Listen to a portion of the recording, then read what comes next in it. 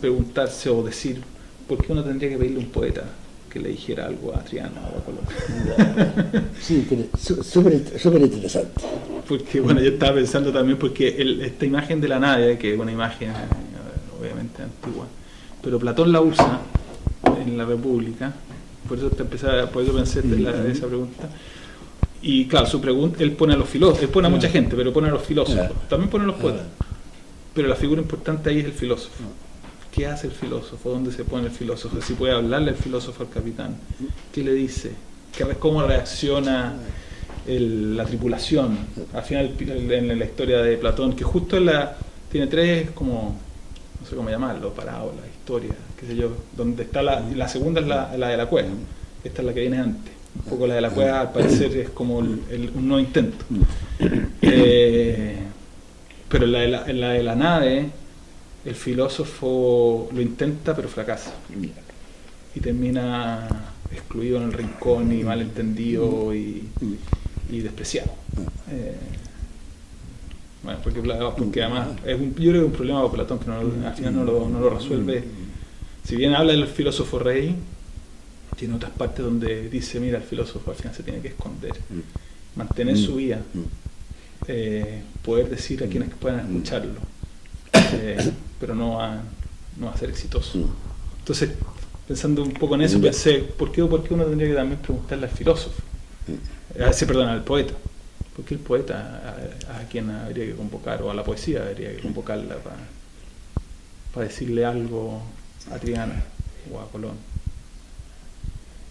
Yo creo que la poesía es el lenguaje más parecido al lenguaje oracular. Entonces,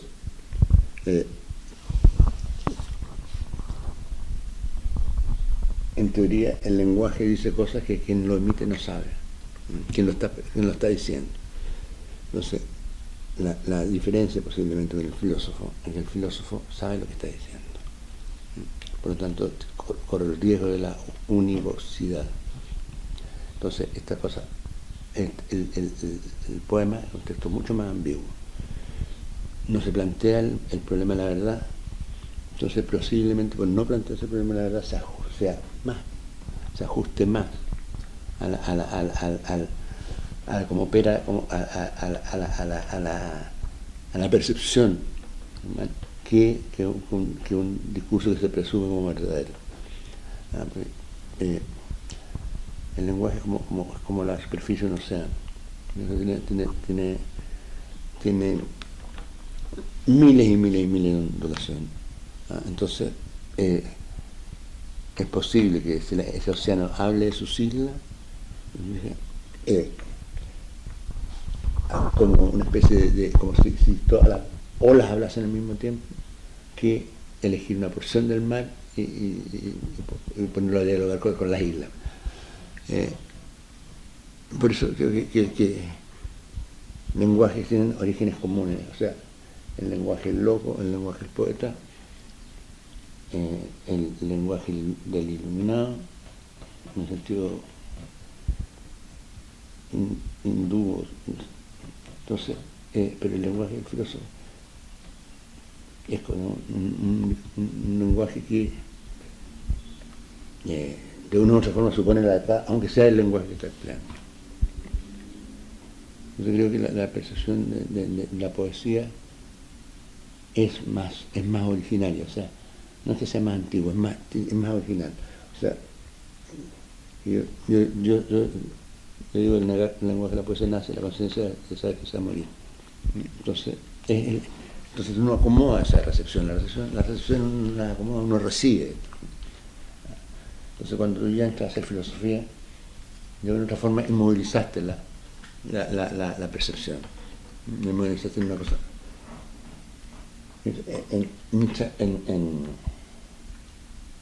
En la poesía no se moviliza, es la primera cosa que no puedes manejar, porque es tu primera impresión. O sea, como era una tipa, la encontraste bonita. Bueno, la encontraste bonita, o sea, no importa qué darle, ¿me entiendes? Entonces, esa es la primera impresión. Después puede decir, no es bonito, porque... pero la impresión fue que la encontraste bonita. Y déjame hacerte una pregunta por el asunto de la verdad, porque yo te lo he escuchado antes, que la poesía no tiene relación con la verdad, aunque parece que hablara de cierta verdad, ¿no? O uno intenta comunicar algo o intenta compartir algo sobre la vida humana o lo que fuera, o algo sobre la vida humana, que uno podría decir tiene pretensiones en algún nivel, y quizás mi pregunta sería ¿en qué nivel? De ser verdadero, es decir, por ejemplo, en un poema que yo sé que te gusta, que es el de Watanabe, del Guardián del Hielo. Hay en ese poema, más allá del juego inicial,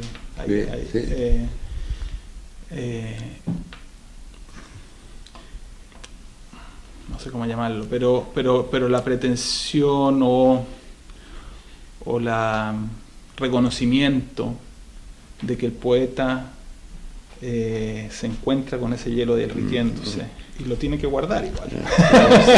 Es el guardián de ese hielo que se derrite, ¿no?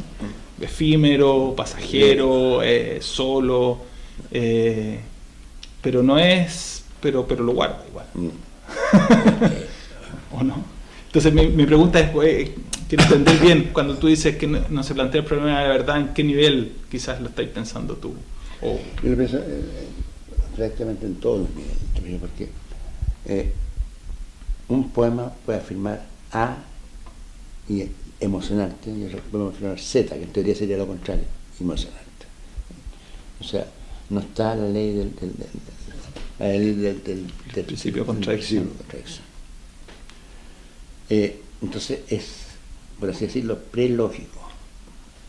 Independiente de que la poesía tome millones de formas, pero es esencialmente un lenguaje prelógico y que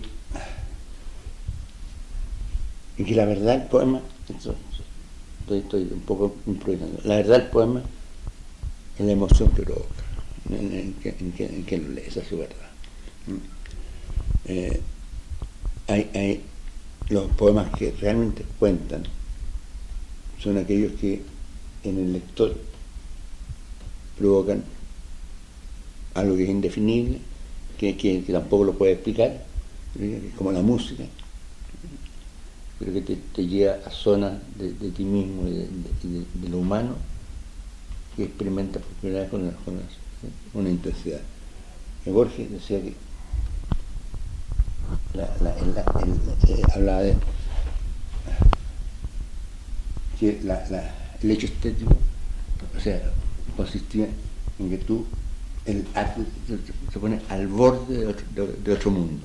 Por eso ya cuando escuchas la novena sinfonía, tú ves a los espectadores están, lloran, y algunos, porque está a punto de producir una revelación inminente que finalmente no se produce.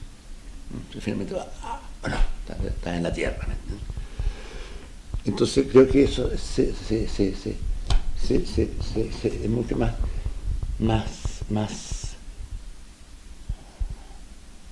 representa mejor un primer encuentro que lo que puede representarlo un pensamiento ya sistematizado.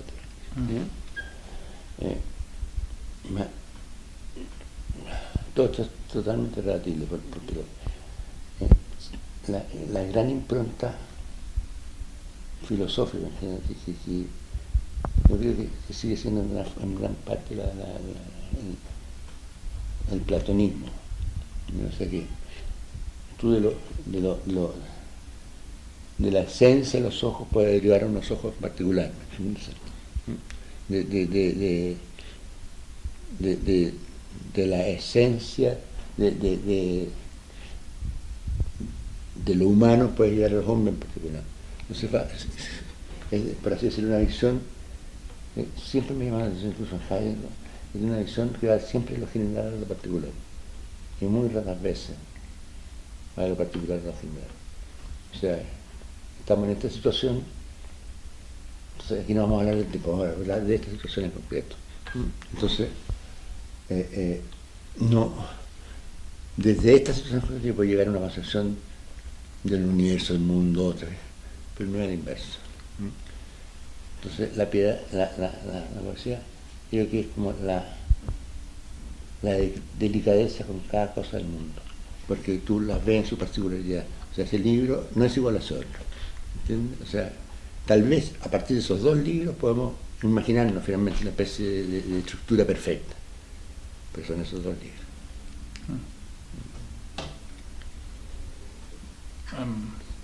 Estoy tentado con hacer una pregunta Sí, sobre por esto. favor. A propósito del lector. Tú dices, la verdad es lo que en fondo logra emocionar al lector, o al que lo escucha, o al que contempla de la manera que sea eso que se escribe. Y pareciera también que el lector requiere cierta familiaridad, si tú quieres, con ese lenguaje también para ser emocionado, para ser tocado. La sinfonía de Beethoven, si yo pongo a mis hijos ahí, en 2 minutos quizás se escapa.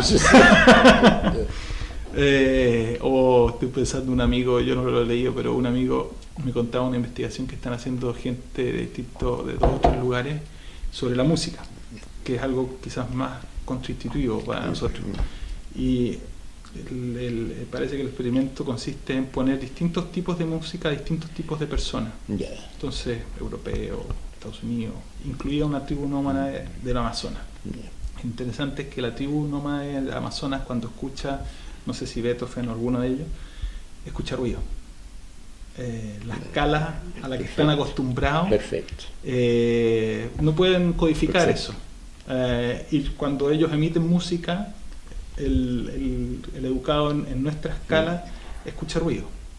Entonces, no sé cómo, y pensando quizás en otro tema que yo sé que también te interesa a propósito del lenguaje, la publicidad y esas cosas, que también nos educa a escuchar en el fondo. Entonces, eso, no sé cómo tú te enfrentarías a ese problema, yo creo, ¿no? Claro, si tú pones una montaña y pones un indígena australiano que no se ha cruzado con el hombre blanco, bueno, y pones a un tipo berlino de Santiago de Nueva York, y no es que tengan 2 interpretaciones lo que están viendo. Son 2 montañas distintas, son 2 universos totalmente disjuntos, son 2 universos, no es que sea un solo universo que uno tiene una versión y el otro tiene otra, son 2 radicalmente partidos. Entonces, es la verdad dentro del lenguaje. Dentro del lenguaje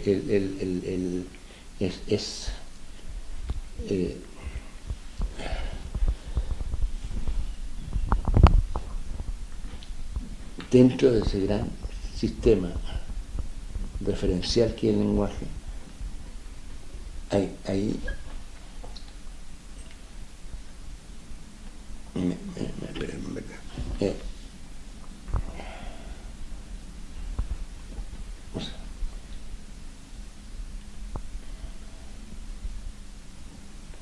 esa respuesta. Voy a borrar. Tú afirmas en un sistema de referencia que esto es un cuadro. En un sistema de referencia es un garabato ininteligible. Pero ambos son reales. Ambos son reales porque ambos responden al lenguaje. El lenguaje son sistemas que se clausuran. Entonces todas las respuestas dentro del sistema van a obedecer a las preguntas que el mismo sistema puede formular. Pero lo que creo que es el intento poético, y que en otra parte podría llamar de otra manera, es hacer aquellas preguntas o responder a aquellas preguntas que no están clausuradas por el lenguaje. Por ejemplo, si yo pregunto por Dios, voy a decir existe, no existe, voy a dar una serie de expresiones dentro de mi habla, por así decirlo. Entonces, en rigor, el esfuerzo de la poesía es romper esa suerte de claustro, de cierre con la lengua. Entonces, cuando la emoción se produce cuando rompe la cadena normal de la significación. Eso no significa eso ha sido interpretado por una poesía oscura que no entiende. No, es dentro incluso de las cosas más familiares. Es la emoción es porque te rompe, aunque sea reiterando lo más común, rompe en cierto sentido el determinismo, la frontera que te impone tu lengua, tu lenguaje. Por ejemplo, uno sabe que la muerte es el fin de la vida. Entonces, lee un poema de Mañana que termina: la muerte es el fin de la vida. Y esa muerte es el fin de la vida, que todos lo saben, que se ha sido dicho en 20.000 libros. Al leerla allí, al rematar ese poema,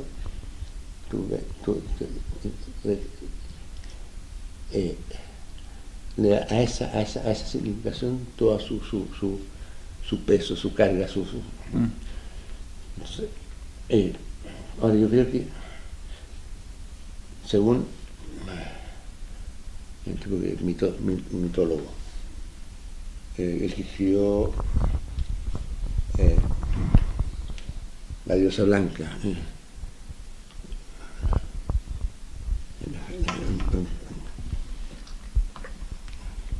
mito de la diosa blanca. ¿Tú ubicas un tipo que se llama Yo Claudio? No. Un mitólogo súper importante.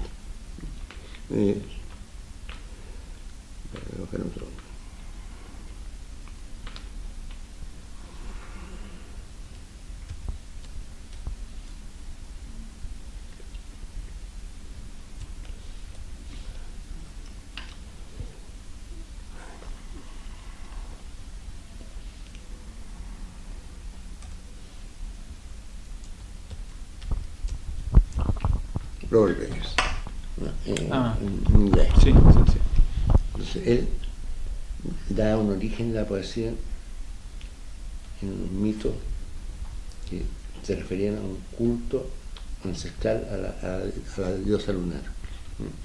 Entonces los poetas serían aquellos oficiantes a los cuales la luna hacía danzar. Y de ahí diría, incluso, no sé cómo llega a eso, pero llega al latín y ve la palabra balare, que sería el origen de la palabra balada. Es por supuesto una lectura arbitraria pero el lenguaje de lo que hoy llama un mito se acerca mucho de la poesía, con la diferencia que un pueblo no asume que son mitos, son sus verdades. La palabra mito siempre viene la ponen otro. Entonces,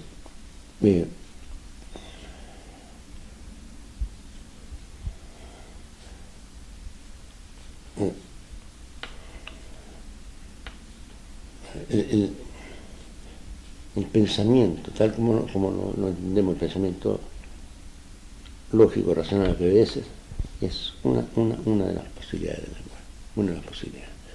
Y no es potente, porque esa posibilidad es lo que termina que estamos hablando acá. Se dio esa deriva. Y es posible que nos imaginemos que estamos en la selva africana, bueno, estamos acá. Pero lo interesante es ver en qué momento, en qué fue lo que hizo que el lenguaje que nosotros hablamos haya tomado una deriva y no otra.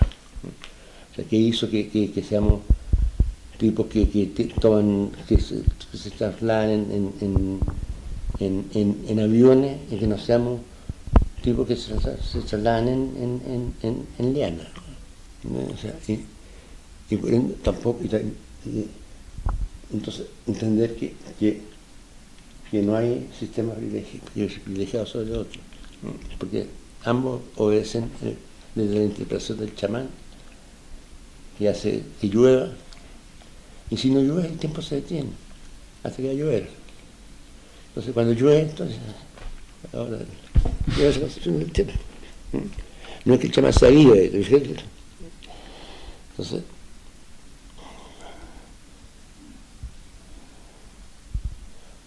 creo que es algo más o menos así. No sé si contestemos bien lo que me... Sí, no, completamente. Una pregunta más sobre lo mismo. Pensando en dos cosas. Una, quizás ya como introducción a la conversación con, no sé con quién va a querer tener la conversación, con Triana, con Corón, pero con la pensando en quizás también el poema de Gabriela Mistral de Los Cerros, en el fondo pensando en eso otro que tú nombres, y pensando también en la idea del límite, porque lo que tú hablas, en el fondo pones al poeta y a la poesía, o a la poesía y al poeta, no sé cómo qué orden pondrías tú, pero como algo que está en el límite, de alguna manera desbarajusta el límite, lo borra, lo reescribe, se apropia de eso que está fuera de esa montaña que después llamamos América, que antes se llamó India, y después la ponen tú otra vez, en algún sentido, si entiendo bien, ¿no? Totalmente, totalmente. Sí. Y entonces tú ves, en el fondo, entiendo entonces que ves, o cómo lo piensas tú, esta idea de que la poesía como algo que está, o que escribe, o reescribe, o se inserta en el límite, ¿así lo verías tú? Sí, yo lo vería, se inserta en el límite, aunque se inserta en el fondo en el límite de la percepción y en el límite del conocimiento. O sea, porque se da un poco una forma de conocimiento. Como no es un modo de conocimiento entre otros modos de conocimiento posible, el conocimiento científico, el conocimiento filosófico, el conocimiento poético. Es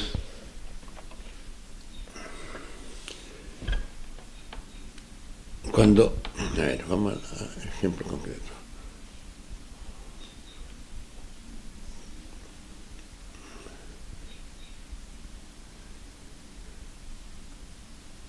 Es también una construcción que se pone que se plantea paralela al mundo.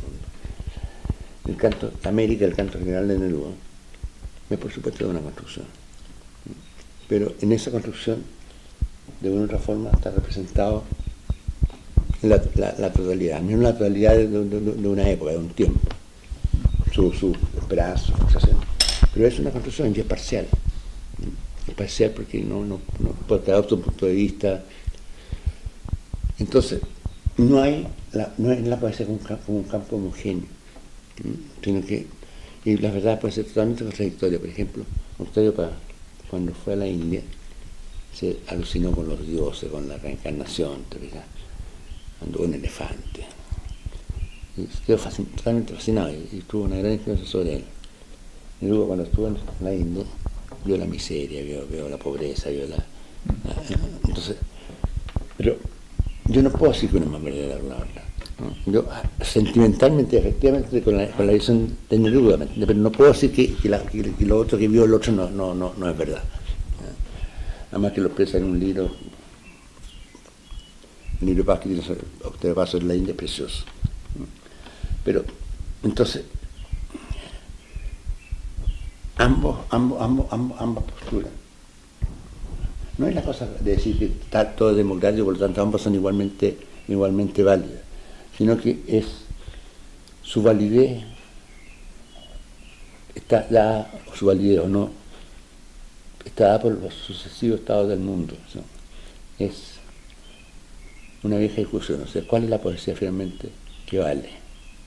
Aquí llega un pueblo, una comunidad decide hacer lo suyo. Eso no depende del autor, no depende del poeta, no depende ni siquiera de los críticos. Y fíjate, o sea, ¿cuál es aquellos poemas que un pueblo considera son los suyos? Entonces, si Neruda es poeta de Chile es porque el pueblo consideró que, o sea, considera este poema era una maravilla. A mí me puede gustar más, me puede gustar menos, ¿entiendes? Pero él sin duda representó los sentimientos de millones de personas. Tampoco es una cosa de mayoría, pero no hay muchos más criterios que eso. Lo que llamamos un clásico es un libro que no agota en el fondo la pregunta frente a la cual surge. O sea, la pregunta sigue siendo la misma, o sea, Sófocles, Homero, dentro de la cosa occidental, los problemas que plantea Sófocles, Esquilo, son finalmente tan tremendos que 2500 años después siguen estando abiertos. Entonces, el arte nos libra, o sea, por un momento, de la equívoca noción de progreso. Por eso yo creo que a Corona dice, bueno, le hubiera hablado un poeta, y probablemente no lo había entendido. Entonces le va a hablar Triana. Triana parece que puede haber estado más receptivo al límite, porque parece que era un converso musulmán que terminó reconvirtiéndose. Entonces, quizás no sé. Hay una parte impresionante en la Divina Comedia, en el Purgatorio, en que precisamente en lo que ve Colón, lo que ve en esa masa informe, es lo que ve Dante en el viaje de Odiseo. Odiseo empieza a irse, después de llegar a Ítaca, se da cuenta que la mujer no tiene nada que ver con la que él se acordaba, la Penélope. Y la Penélope, al verlo, se da cuenta que nada de lo que ella recordaba tenía que ver con el tipo que llegaba. Me parece un bárbaro. Y no era porque estuvieran viejos, porque los dioses lo rejuvenecieron. Entonces, esa es la segunda parte de Odiseo. Entonces, lo echa, se separa para siempre. Totalmente decepcionado, Odiseo se hace como el mata. Entonces, en el poema de Divina Comedia dice, ni el amor de su mujer, ni la devoción de su hijo, ni la ternura por su padre anciano, lo detiene y se va de nuevo al mar con un grupo de amigos, con un grupo. Entonces empieza a caminar hacia el sur. Y llega, salía hacia la columna de Hércules, camina, y de repente ve un monte brumoso.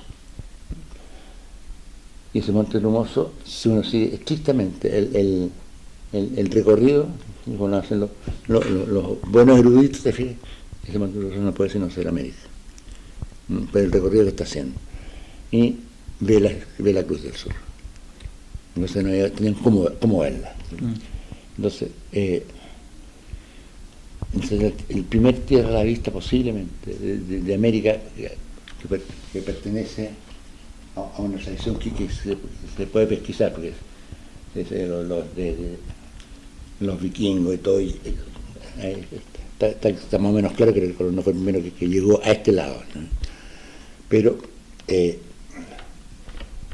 está, para así decirlo, profetizado dentro de un poema. Y ese tierra la vista es el mismo es la misma, bueno, con la diferencia de que Odiseo se estalla en ese momento una tormenta feroz y lo hunde todo. Y eso está también en la novela de Nico Kazantzakis, en un poema largo que se llama La Odisea de Nico Kazantzakis. Se va, parte de un Odiseo tan decepcionado a su mujer y de todo, y el barco empieza a ir hacia el sur, hacia el suroeste. Y se va encontrando con distintos personajes, se va encontrando con todos los grandes hitos literarios, se encuentra con Hamlet, se encuentra con... Y tiene que atracar el barco en la costa de Libia, y aparece un pescador negro, le empieza a hablar. Y el pescador negro le dice que su reino no es de este mundo, entonces el Odiseo, viejo guerrero, lo escucha complacido, y se habla muy bello, le dice que me parece poeta. Entonces, y cuando finalmente arregla la barca, el pescador negro le dice que no se vaya, que se quede con el que lo siga. Dijo, ¿cómo le voy a seguir a ti si tú tú eres todo lo que tú dices es un sueño, no existe. Entonces, y se vuelve de nuevo al mar y el pescador se aleja llorando. Entonces van yendo sur, entonces llegan al final, llegan a la Antártica. Y en la Antártica el choque ya está convertido en transatlántico, se partió con... Y ahí muere Odiseo sobre un tiempo. Pero todos aquellos que se mantuvieron vivos, que enamoran su memoria, van en el último momento lo visitan. Aparece Penélope, aparece todo. Entonces, yo creo que esa visión dantesca de América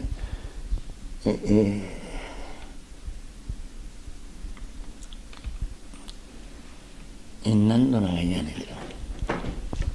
Cuando ve la Cruz del Sur, lee la comedia. Porque lo veía, era más culto que el resto de lo que yo quería. Lee el pasaje. Pero no estoy tan seguro. Pero alguien de eso recordó el pasaje de la comedia. Fascinante, no sabía eso. Está al comienzo del purgatorio. Y el hundimiento de Odiseo está en el canto 28, creo, del infierno. Entonces,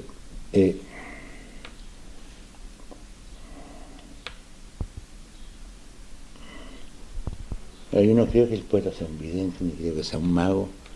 Eso estoy totalmente al lado de Nicanor Parra. Pero creo que la libertad del lenguaje, la libertad de las palabras, y lo de ser finalmente a flujos que tienen muchas cosas, la música, el ritmo, los significados. Entonces,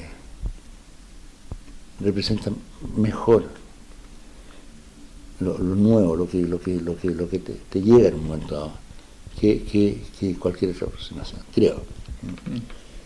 La Nereida, un poema de la Católica del Paraíso. ¿Sí?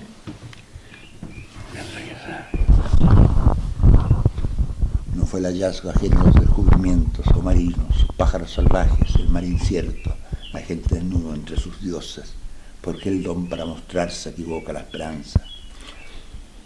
No dejó así la primera pasión del oro al navegante ciego, por esa claridad sin nombre, aunque la tarde premia y destruye la apariencia. Y ni día ni noche la tercera jornada no llegó como una isla, y suavemente, sin violento engaño, para que el aire humano recibiera sus orillas, que también para nosotros el destino despierte mansamente. Desde aquella gratuidad del hierro se abren todavía los grandes ríos crueles de ancha complacencia, las montañas solas sobre las lluvias, los árboles difíciles dejando frutos, en la casa abandonada. Y aún con otros no busco el paso a su altura, tanteando en la costa como en la noche el ojo su ventura. Y no entregó el viento en torno al primer barco su saludo más vasto, su inconsolable inocencia sobre las pampas y la dulzura de otro mar blanco inexistente, cuya sorpresa guarda la mirada cuando la tierra pública se entrega, porque así como el trabajo encubre la mano que se arriesga, la seña, la verdad, el enseñamiento como el día, para salvar de otros usos la noche regalada. Y sin embargo, escucharon esos extraños, la utilizó la melodía del cordaje, responder bajo la luz vacía que aún no llama, porque allí el tiempo nace de la guardia. Es que América equivocó la pega, los tipos que eran a la India. No sé por qué el don para mostrarse. Entonces,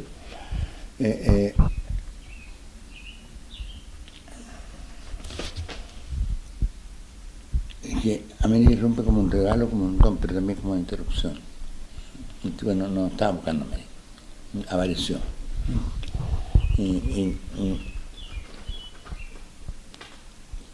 Entonces, es un poco como el curso de una vida, o sea,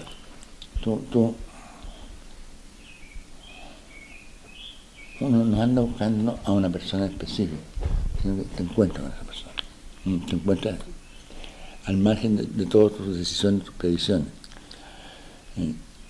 O sea, tú no andas buscando a tu ingenuo, te aparece y es. Entonces, el don para mostrar, ¿por qué el don para mostrarse? Se habla de esta tierra que se aparece como un don, no fue el hallazgo ajeno a los descubrimientos, o marinos, sus pájaros salvajes, el mar incierto, la gente desnuda entre sus dioses, porque el don para mostrarse equivoca la esperanza. Es bien filosófico, pues. Filosófico. Nos dejó así. Entonces, yo creo que nada de esto agota el hecho de que emerja para un mundo otro mundo. No lo agotan los pueblos,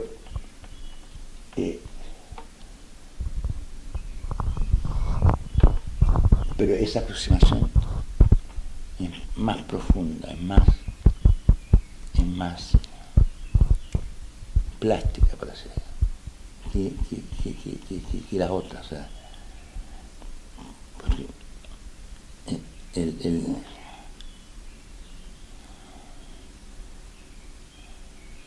la verdad finalmente no es sino el acomodo de dos planos que se encajan perfectamente. El plano del lenguaje con el objeto. Sí, eso es verdadero.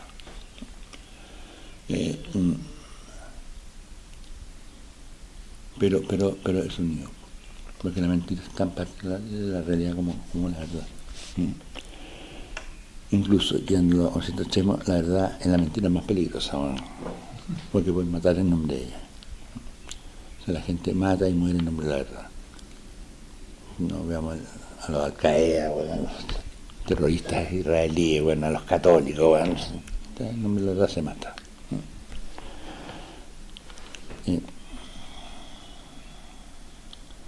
Retomemos. Volvamos a... Imaginemos ahora que está ahí al lado de... ¿Quién? ¿No prefieres de nadie?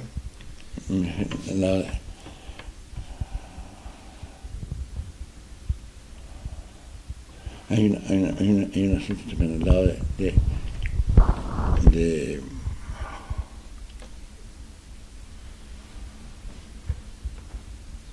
podría ser de Pizarro, podría ser de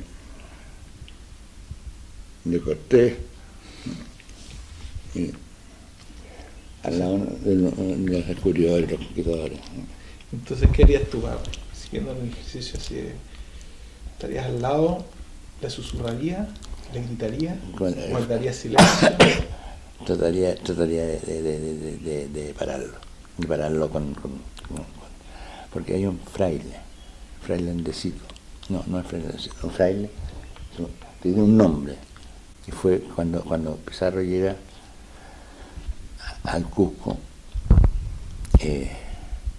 un fraile le tiende a Atahualpa una Biblia, y dice: esta es la palabra de Dios, y Atahualpa se lo lleva al oído y dice que él no dice nada, y la bota, y ahí fue cuando los tipos derrumban, o sea, lo habría hecho igual, ¿me entiendes? Pero eso fue la blasfemia.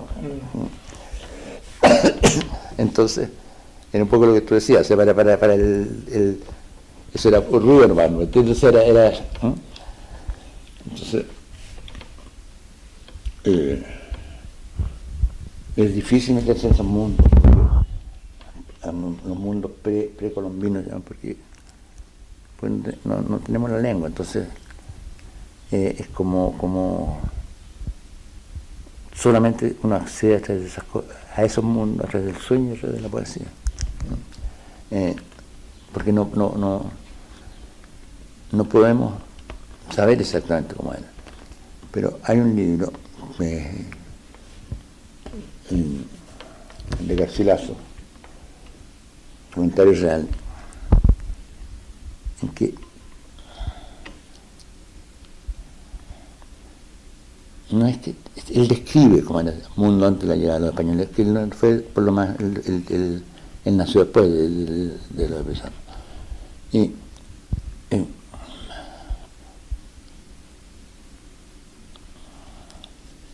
yo no sé cómo habrá sido, pero creo que no tenían el concepto de crueldad. O sea, que los pueblos indoamericanos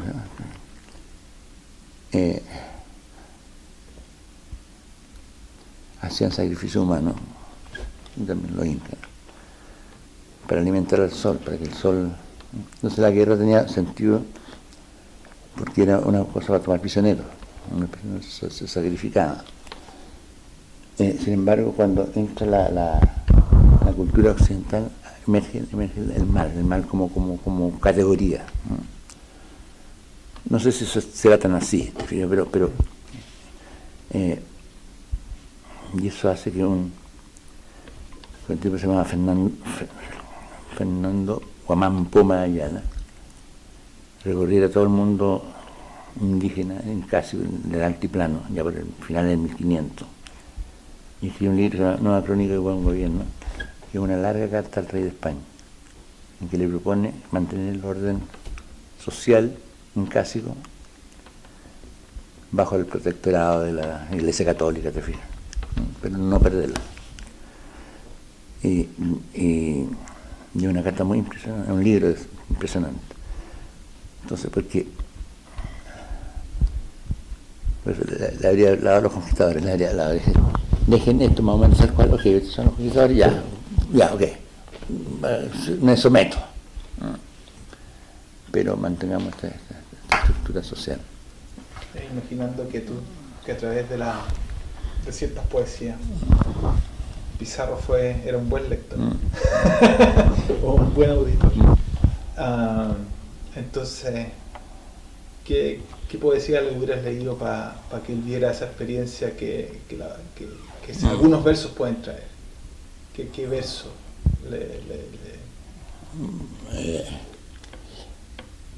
como si tu manera de pararlo fueran los versos? Entonces le tiras uno tras otro como balas hasta que le peguen. Partiría tirándole el comienzo del canto general. Antes la peluca y la casaca fueron los grandes ríos arteriales. Son la peluca y la casaca son las mismas, como dicen.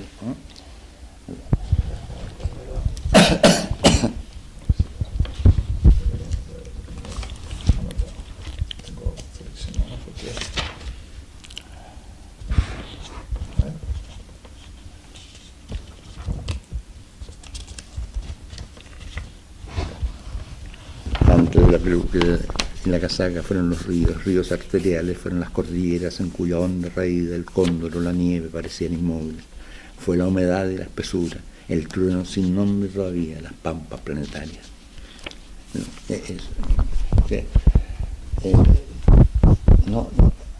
Aquí hay un universo anterior, un mundo, que también le sobrevivirá. O sea, hay un antes que está dado por que la naturaleza, entre los cuales está incluido el hombre, y también seguirá viniendo después, ¿no? O sea, no hay aventura de conquista, bueno, ninguna conquista puede durar para siempre.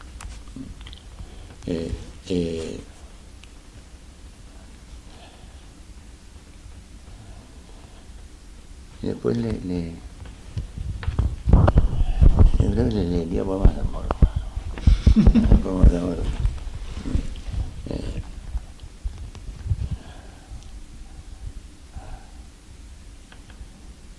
¿Qué más le leería? Pero nada de esto lo haría desoído. Ningún poema lo haría desoído.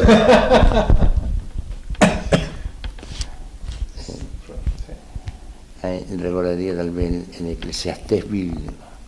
Es vanidad, todo es vanidad. ¿Qué te empeñas? Vanidad es sueño. Quizá hubieran tenido mejores oídos para eso. Sí, oídos más acostumbrados. Más acostumbrado. Vanidad, todo es vanidad. No, yo creo que más que ponerlo, le haría leer algunos salmos.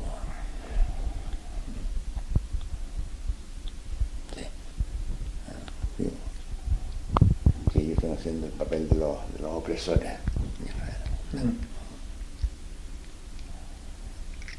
Algo de tu amigo Isaías. Oseas. Así.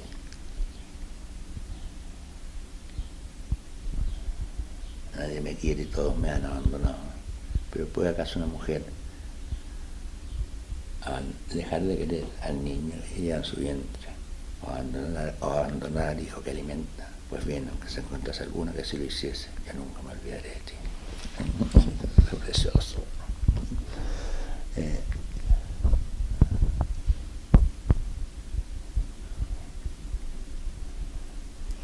Vamos a ver. ¿Por qué crees tú, a propósito del primero que esta vez, si quieres buscar, Mira. no, estaba pensando que los poemas, el canto general, los poemas de América de la Gabriela Mistral también, esta vuelta a la naturaleza, pero no al hombre, es decir, al hombre también, no. pero el hombre de alguna manera aparece después en los poemas. Es como que quisiera refundar algo, esa es mi impresión, ¿no? Hay una especie de vuelta a lo que está siempre ahí, a lo que estuvo ahí, es lo que se supone estar allí. Y que quieres verlo de nuevo, reverlo, verte a ti mismo en eso, no sé, pero es interesante que recurre, ¿no? Sí. Que lo que aparecen son las montañas, el Mistral, el sol, la cordillera, los ríos, empiezan por ahí. Hay otro poeta mexicano, que de donde viene la Mistral y viene Neruda con otro. Pellicer. ¿Quién? No me acuerdo, Pellicer era apellido. Ay. Cielos cantan, playa baile. Todo el universo participa de la alegría y todo el universo participa del dolor. Entonces,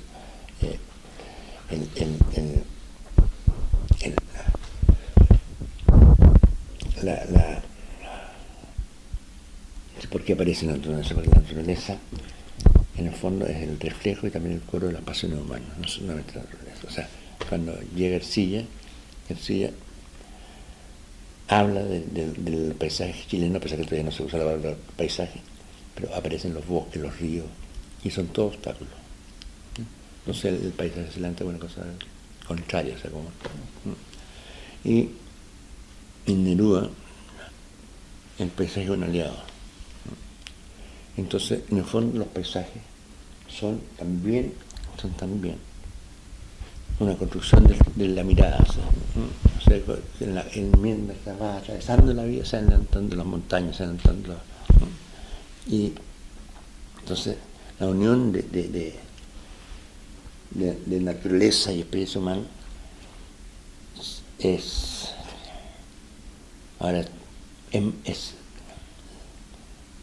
la herencia, por así decirlo, que toman los grandes poetas latinoamericanos para expresar algo que está más allá de lo humano, pero al mismo tiempo se construye con lo humano, o sea, una cosa así. Yo veo esa montaña y digo, es una montaña también porque otros ojos que antes de mí la han visto. Entonces, me veo también a mí mismo. Entonces me veo una montaña es también la suma de las miradas que la han construido. Porque si alguien hubiera dicho montaña antes que yo diciendo. Entonces, yo creo que. Y eso es parte del romanticismo americano. O sea, darle a la naturaleza una función. Un significado emotivo. Ahora también está la nostalgia, porque la naturaleza ha desaparecido. Entonces hay un poema de Baudelaire que no me acuerdo cuál es, en que en la imagen de un mono, un chimpancé, está mirando la calle desde una ventana de un edificio de París, y la expresión de una tristeza infinita, o sea, porque la expulsión de la naturaleza por la ciudad. Entonces, dentro de la mitología, de América Latina sería el lugar de los grandes paisajes, que es una construcción mitológica, porque en Norteamérica, Estados Unidos, es un paisaje increíble, pero ha sido el refugio. Frente al ordenamiento de Europa casi como un jardín entre lo salvaje y lo que no se puede dominar.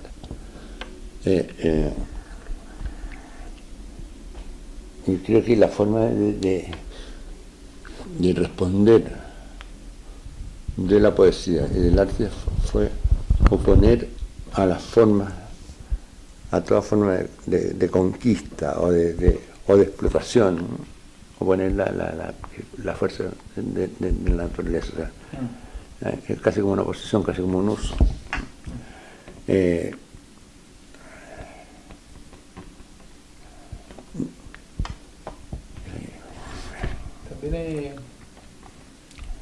También es interesante como esa necesidad de cantarle a América, ¿no? Sí.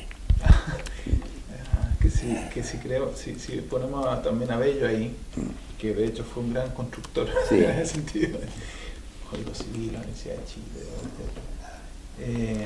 pero esa necesidad, realmente una necesidad de poder como reconstituir algo, ¿no?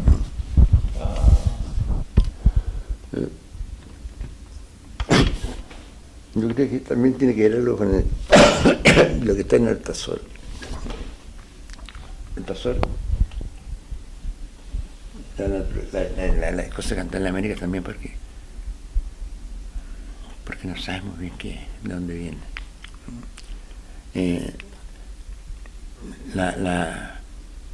El personaje del Altazor que vive en un paracaídas y todo es alguien que ha cortado su relación con la divinidad. La divinidad no explica su caída, ¿no? Porque está cortado en los lazos. Entonces,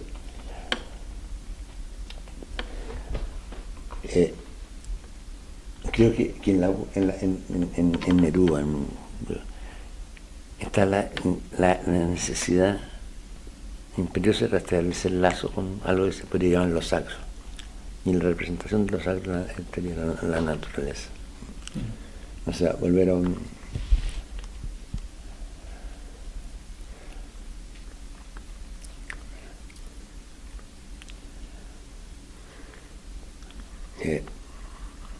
pero eso está en la Biblia.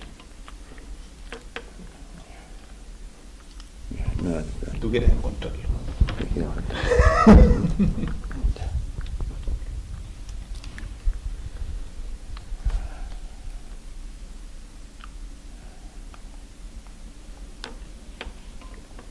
Ahora yo no sé cómo mientras tú, si quieres te dejo buscar, pero también si me interesa, no es que pero que estaba pensando en voz alta, no, dale. Y esto es por mi ignorancia, porque a mí es mi pregunta también, pero me pregunto si es la pregunta de hoy, en el fondo, si quienes hoy están escribiendo, si lo que hoy vemos es realmente una necesidad de renombrar o de explicar o reencontrar América, Latinoamérica. En principio me pareciera que no. Yo también creo que no. Como nosotros estuviéramos hablando de algo que dejó de existir hace 50 años o 40 bueno, yo años. también creo que es más despiadado ahora, ¿sí? Porque no está esa imagen de Latinoamérica. Latinoamérica es hoy una palabra casi buena.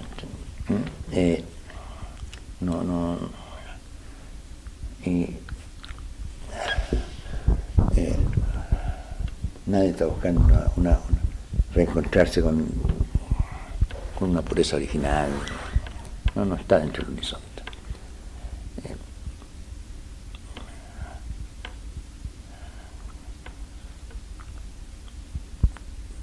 No creo que sea algo que pertenece. Entonces, creo que la experiencia hoy día es más desoladora. No hay referente. Y ni siquiera el yo es referente. Ni siquiera el lugar desde donde habla es un referente. Porque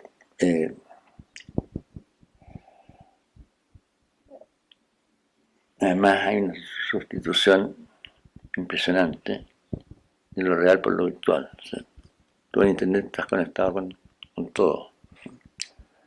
Entonces uno puede conocer China sin ir a China, menos teóricamente. Incluso recorrer sus calles, de los Google, meterse a las casas, es alucinante, increíble, ¿no? Entonces, sin duda que hay algo de porte un buque, bueno, que se nos vino encima y que seguramente ya tiene sus filósofos, sus poetas, ¿sí?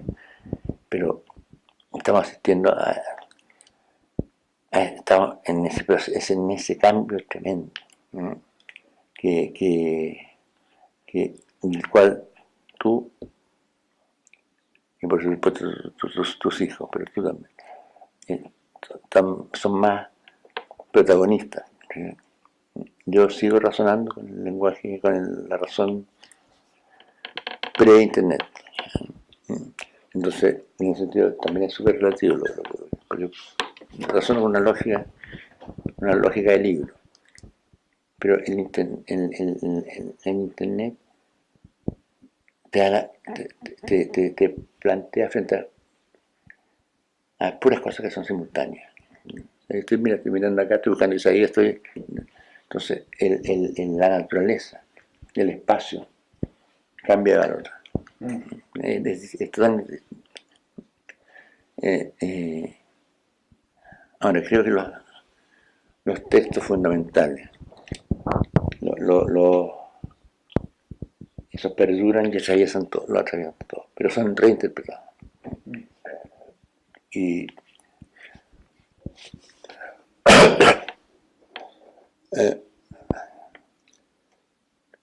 entonces,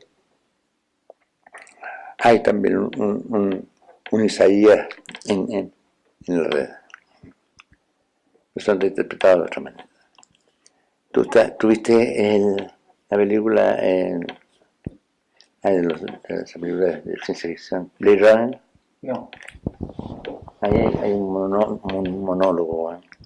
Que debería estar en la Biblia.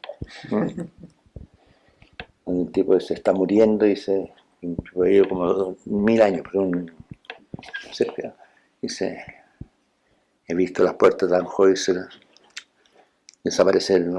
He visto el anillo se dio en mí, empecé, no, todo eso, con todo eso morirá conmigo. Todo eso se deshacerá como lágrimas en la lluvia. Llegó la hora de morir. Todas las cosas que ha visto, otras. Entonces uno cuando uno no está consciente permanentemente de eso, pero uno cuando vive con todo, vive está con la mirada, está con la estrella. Cuando uno muere, todo lo que ha visto, todos los días, desaparece también. Entonces, cada uno de nosotros en la suprema brevedad de nuestra existencia, somos el Génesis y el Apocalipsis, ¿no? Vemos el ciclo entero. Entonces,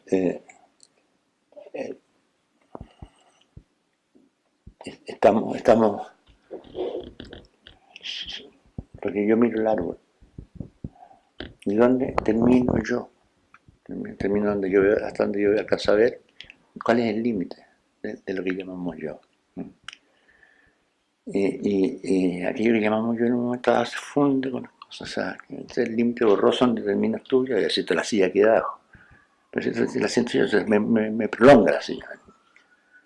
Entonces,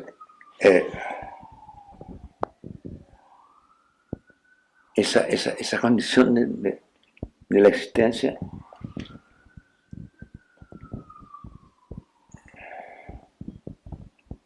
hace que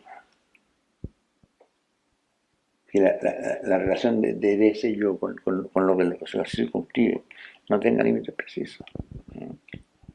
Y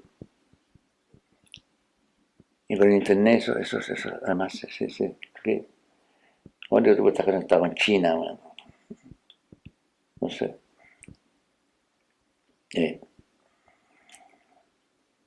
Yo por qué uso tanto esta cosita, porque lo que no sé seguramente está acá. Entonces esa parte de mi cerebro. Lo que sé, lo que no sé lo busco. Y lo encuentro generalmente. Entonces, no nos pasamos a otra cosa, pero No, quizás no. Pero el descubrimiento, la llegada de Colón a América significa otra cosa hoy que lo que significaba hace 100 años. O sea, todo esto modifica también el pasado.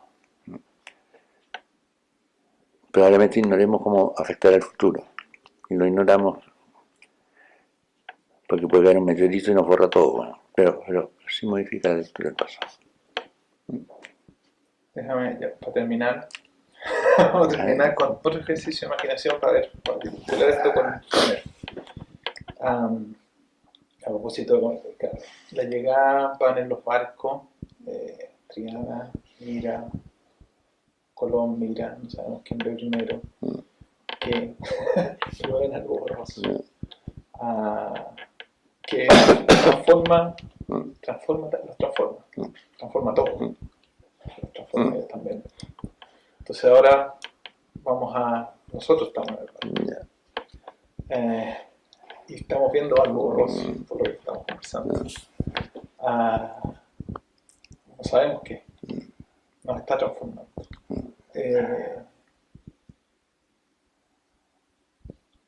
No sé, ¿te atreverías a ponerle algunas líneas a eso borroso que es?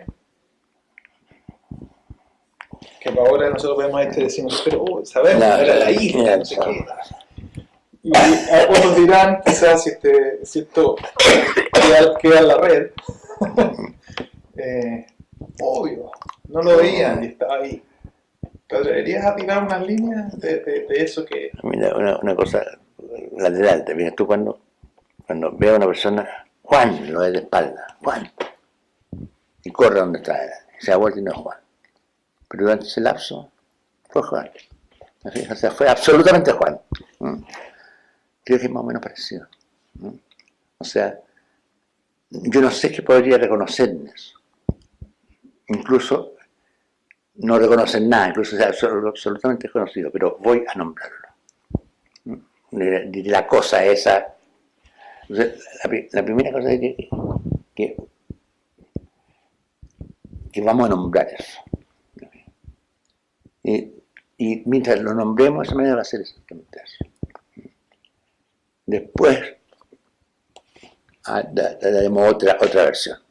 Pero el ver esa masa borrosa que no sabes exactamente qué es,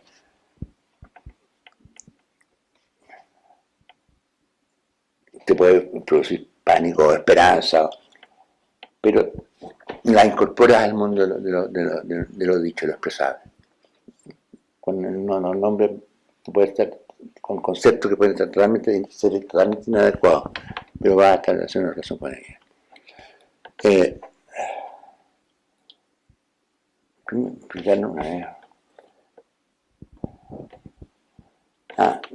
Un artista chino se llama Juan Downey. Él filmó a los indios Yanomami del Brasil, que recién habían entrado en contacto con el nombre de la... Y trajo a un otro indio a Nueva York. No como decirlo en la feria, como lo porque empezó a formar parte de la... Y dice que el tipo lo encontró lo más natural del mundo. No le sorprendió para nada si llaman a ver Nueva York. Porque ellos tienen una concepción de lo sacro que es con pisos como escaleras, como de altura. Entonces, se vio la repetición de su mundo. Entonces,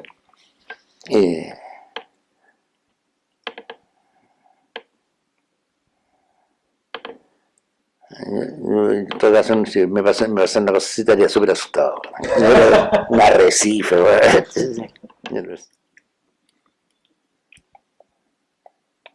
Cielo, griten de alegría, tierra alegre, salten y canten de gozo, porque ya ha consolado su pueblo y se ha compadecido de los afligidos. Cielos, griten de alegría, tierra, alégrate. Cerros, canten, salten y canten de gozo, porque ya ha consolado su pueblo y se ha compadecido de los afligidos. Especialmente ante Vallejo. No, no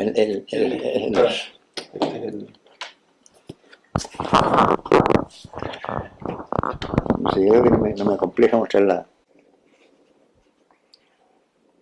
el desierto atacaban florecerá de alegría, las playas cantarán y bailarán ahora cuando avergonzada vuelvas conmigo para siempre. Yo te había perdonado todo lo que me has hecho, hija de mi padre. Entonces viene de cosas de... Mira. Esa cosa de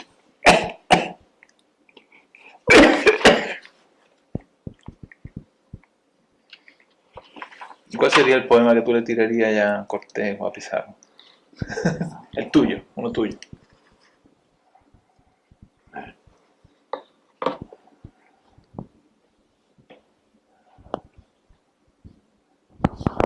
¿Qué poema le diría?